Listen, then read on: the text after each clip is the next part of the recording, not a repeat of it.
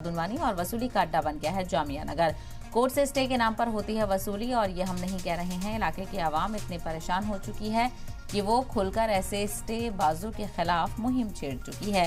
दरअसल पिछले कई साल से लगातार जामिया नगर के अलग अलग इलाकों में, चाहे वो ओखला हो, अबुल फजल एनक्लेव हो, शाहीन बाग हो, पटला हाउस हो, इन सभी एरिया के अंदर हो रहे कंस्ट्रक्शन के काम पर बदुनवानी और जबरन वसूली करने का इल्जाम है। और जब पैसे नहीं मिलते हैं तो एमसीडी और डीडीए में कंप्लेन करके बिल्डिंग को तोड़ने की धमकी देते हैं और जब बात वहां भी नहीं बनती तो कोर्ट चले जाते हैं।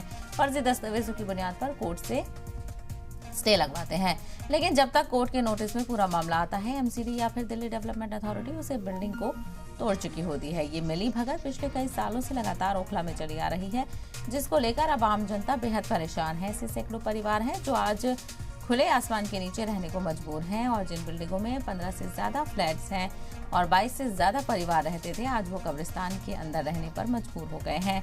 मकामी लोगों से सलाम टीवी ने खास बातचीत की और हालात का जायजा लिया।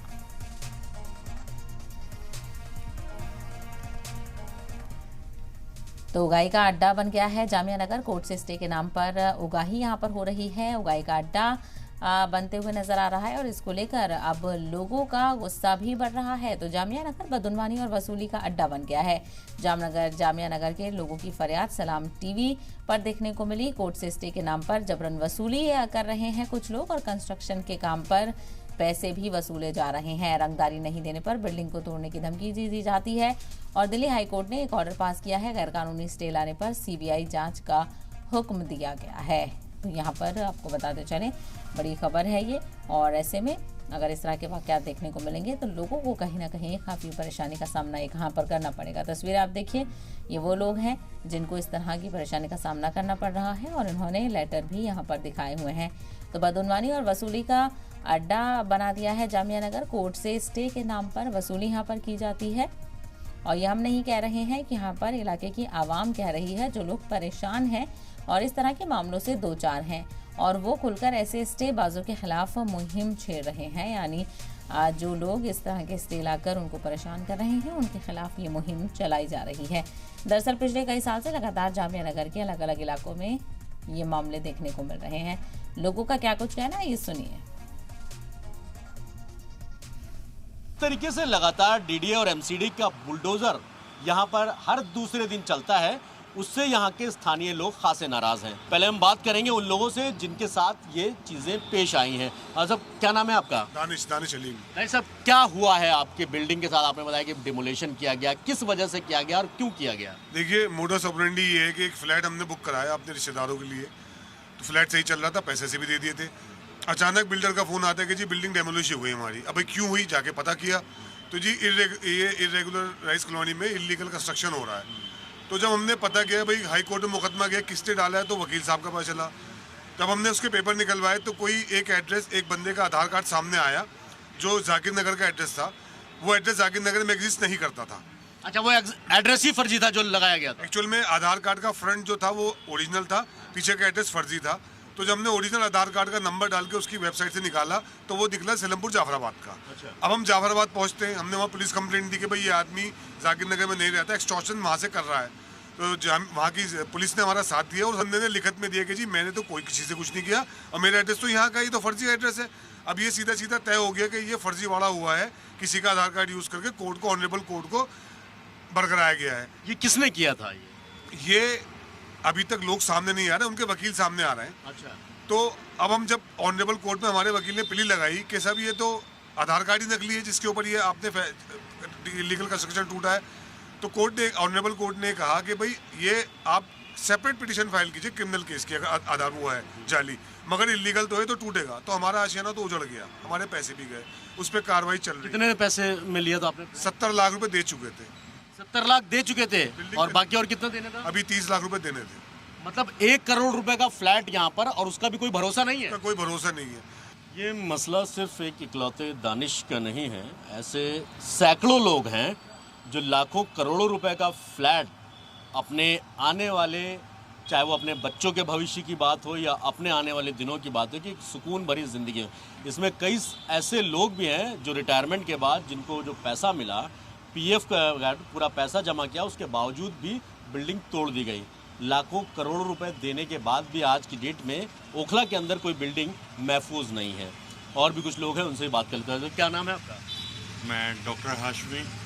सब आपने यहाँ पर किस तरीके से अभी जो आ रहा, जैसा कि बताया दानिश साहब ने कि एक्सटॉर्शन के नाम पर उगाही एक तरीके से हो रही है कि किसी की भी बनती हुई बिल्डिंग पे लिटिगेशन डाल दीजिए, आप उस पर सूट फाइल कर दीजिए, कोर्ट से स्टे ले आइए, उसके बाद उससे उगाही कीजिए।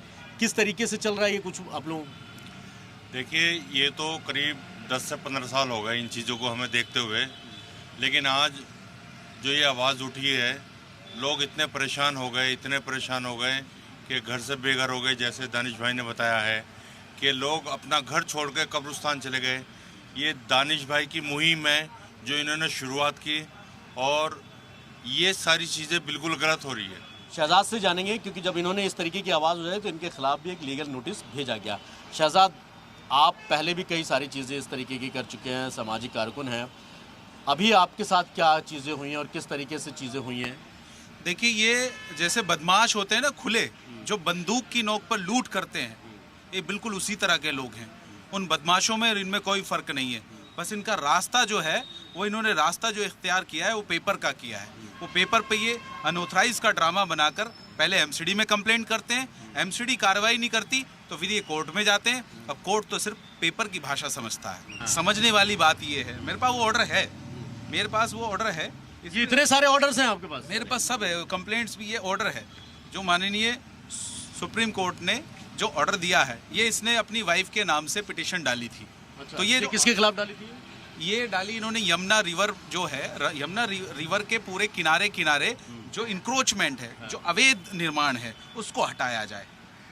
इनका क्या फ़ायदा है उसमें? मैं वही बता रहा हूँ, इस ऑर्डर के किस तरह से वो मिसयूज कर रहे हैं। माननीय सुप्रीम कोर्ट का सब सम्मान करते हैं, उस ऑर्डर के खिलाफ कोई नहीं है, लेकिन ये देखिए, ये लोग इस ऑर्डर के माध्यम बनाकर अंदर की प्रॉपर्टी को लोगों की टारगेट करते हैं। तो ये लोग ब्लैकमेलर हैं। इस ऑर्डर के माध्यम से दिखा के लोगों को कि ऑर्डर आ गया, सुप्रीम कोर्ट ने अनऑथराइज का ऑर्डर दे दिया है, लेकिन इसमें कहीं ये मेंशन नहीं है कि इस प्रॉपर्टी को तोड़ो जाके आप। कोई एड्रेस मेंशन नहीं है इसमें। इसमें स्पेसिफाई नहीं किया गया, कोई स्पेसिफाई नहीं है, लिखा हुआ इसमें, मैंने पूरा पढ़ा है ये बाकायदा। इसमें कहीं भी माननीय सुप्रीम कोर्ट ने ये नहीं लिखा कि आप जाके F ब्लॉक F51 को तोड़ें, आप E51 को तोड़ें, E7 को तोड़ें या I10 को तोड़ें। तो ये लोग कहीं ना कहीं खेल जो है, ये खेल उन लोगों का है। मतलब ये हाई कोर्ट का जो ऑर्डर है उसकी आड़ में ये दूसरी तरीके से चीज है। यस, ये उसकी आड़ में जो है ये ब्लैकमेल कर रहे हैं लोगों को। और हमने ऐसे लोगों की कंप्लेंट भी कराई है। मैंने डीसीपी के यहाँ पे भी कंप्लेंट दी है, अभी तक कोई कार्रवाई नहीं हुई है इनके खिलाफ, और इनके खिलाफ कई मुकदमे चल रहे हैं ऑलरेडी। अच्छा, हाँ, जो अभी परसों एक बिल्डिंग टूटी है, उसमें 281 R ब्लॉक जाकिर नगर में 7 नंबर गली में, उसमें आप देखिए जिस आदमी ने वो स्टे और कोर्ट के अंदर डाला है, उस आदमी का बैकग्राउंड जो है वो बीसी है, वो मर्डरर है। अच्छा, मर्डरर, अच्छा, हाँ, अपनी वाइफ के नाम से उसने किया है, ही इज ए मर्डरर, जो नाम सामने आया है। तो ऐसे जो इलाके के लिए नहीं, पूरे समाज के लिए जो खतरा है, ऐसे लोग जाकर लोगों की बिल्डिंग के ऊपर स्टे लेकर आते हैं, उनको धमकाते हैं, डराते हैं, बिल्कुल उनकी तरह जो गन पॉइंट पे जो लोगों से लूट करते हैं, रास्ते में जो लूट करते हैं, उसी तरह के लोग हैं ये। देखिए, जैसे अभी हमारे शहजाद भाई ने बताया है कि प्रशासन का मिसयूज़ कर रहे हैं लोग। अभी 1.5-2 साल पहले, 3 साल पहले एक SHO आए थे यहाँ पे, उपेंद्र यादव। मैं सल्यूट करता हूँ उपेंद्र यादव जी को। वो ऐसे SHO आए थे कि 100 नंबर पे अगर महीने में 1000 कॉल होती थी, उनके आने पे 10 कॉलें रह गई थी।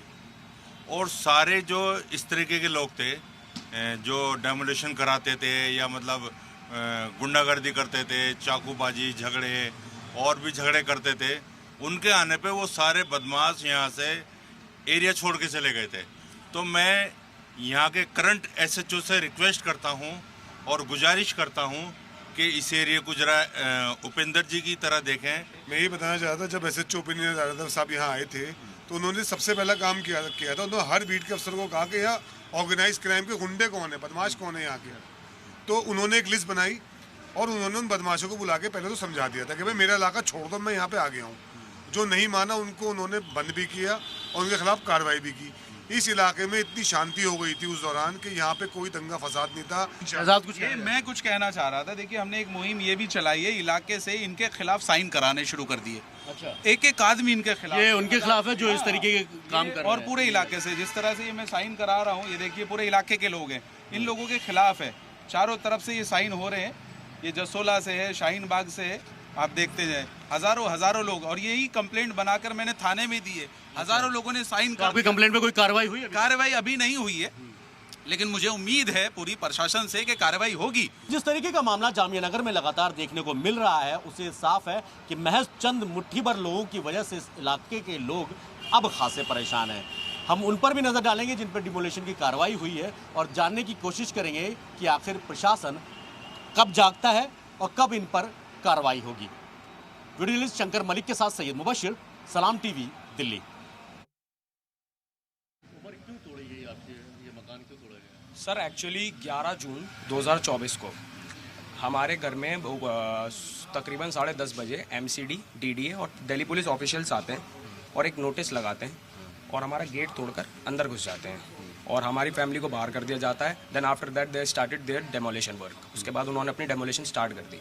हमने उनसे ऑर्डर्स वगैरह मांगे तो उन्होंने हमें बोला कोर्ट के ऑर्डर्स हैं। तो कोर्ट के ऑर्डर्स सर हम भी रिस्पेक्ट करते हैं और हर एक नागरिक हिंदुस्तान का रिस्पेक्ट करता है, बट हमें कोर्ट के ऑर्डर्स उन्होंने प्रोवाइड नहीं करे। क्यों तोड़ी गई, किस वजह से तोड़ा? सर हमें बाद में ये पता चला कि हमारे एक पड़ोसी हैं जिनका नाम है श्री SM मतलूब साहब। उनकी वाइफ के नाम से उन्होंने सुप्रीम कोर्ट में एक PIL फाइल करी, ये कहते हुए कि ये जो घर है हमारा, ये सामने जो घर है या फिर यहाँ पे जो घर बने हुए हैं ये अवैध निर्माण है। बल्कि वो खुद मेरा मकान नंबर I-101 है और उनका मकान नंबर I-102 है, मेरे जस्ट साइड में है वो। बगल में? जी, बिल्कुल यहाँ पे बिल्कुल साइड में है। अगर मेरा अवैध निर्माण है तो उनका भी अवैध निर्माण है। और वैसे भी सर दिल्ली में 2000 कॉलोनीज़ हैं जो अनऑथराइज कॉलोनीज़ है।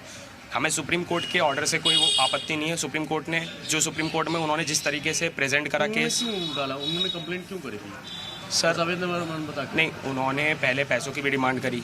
अच्छा, हाँ, एक फ्लैट दे दीजिए, पैसे दे दीजिए, और अगर नहीं दिए जी FIR ऑलरेडी दर्ज है उनके नाम पर। 2017 में जब उन्होंने पैसों की डिमांड करी थी हमसे 20 लाख रुपए की। अच्छा जी सर। उसके साल से रह रहे हो आप लोग? सर हम लोग यहाँ पे तकरीबन 10 साल से रह रहे हैं। 10 साल से इसी घर में? जी सर।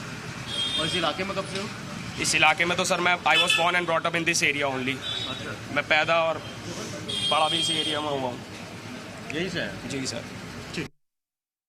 आप अंदाज़ा लगाइए कि जो 20 साल पुरानी बिल्डिंग है, इमारतें हैं, उन तक पर यहाँ पर जो स्टे माफिया, जिनको यहाँ के स्थानीय लोग कह रहे हैं, उन्होंने ऐसे ऐसे मकानों पर स्टे ला के कंप्लेंट दर्ज करा के जो है उसको डेमोलिश करवाया है। ये बिल्डिंग 20 साल पुरानी है जिसकी छत पर इस वक्त मैं मौजूद हूँ। ये छत पूरी तरीके से तोड़ दी गई है, यानी ये मकान अब रहने लायक नहीं है फ़िलहाल। जब कभी कोर्ट का आदेश होगा ये भी दोबारा बना पाएंगे तो शायद ये रह पाएँ।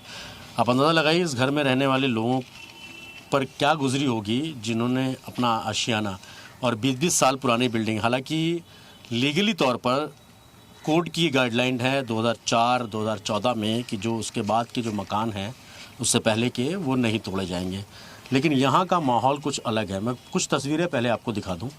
जिस बिल्डिंग पे मैं मौजूद हूँ उस पर तो ये डेमोलिशन किया गया। ये पूरा एरिया जो है आप देखेंगे ये बटला हाउस का एरिया है।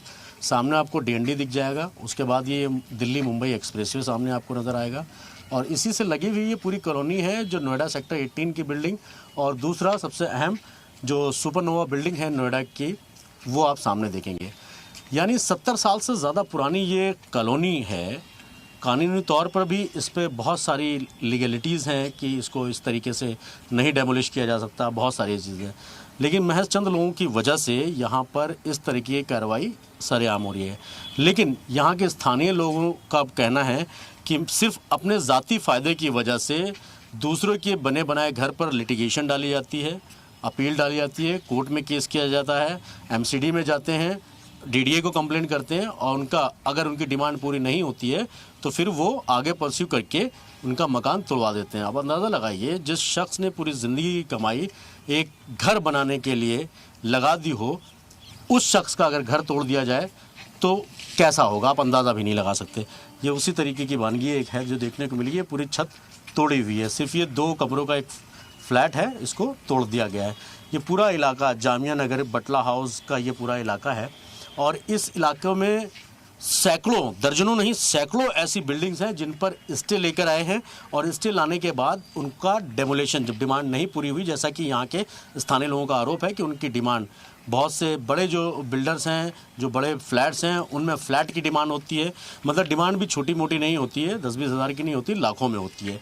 अगर वो डिमांड पूरी हो जाती है तो कंप्रोमाइज़ हो जाता है और नहीं पूरी होती है तो इसी तरीके की कार्रवाई देखने को मिलती है।